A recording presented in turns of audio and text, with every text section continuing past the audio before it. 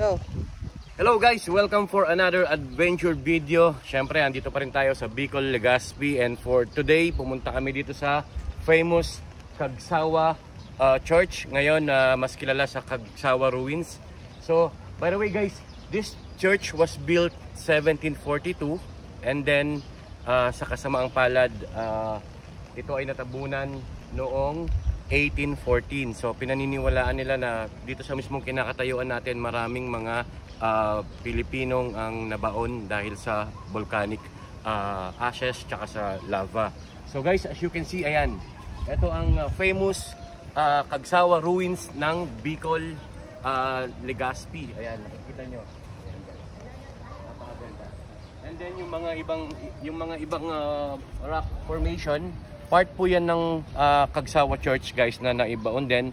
And then itong kinakatayuan natin ngayon, pakita mo yung ating kinakatayuan. Yan po ay sabi nila volcanic ashes or yan po ay galing sa Bulkang Mayon.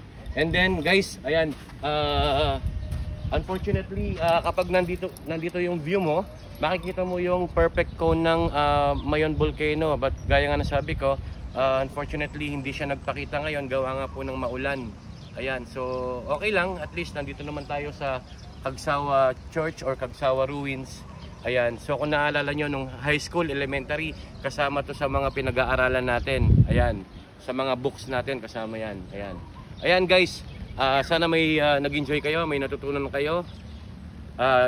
Magbiyahe lang kayo, enjoy exploring yung Pilipinas. Tara na, biyahe tayo. Peace out.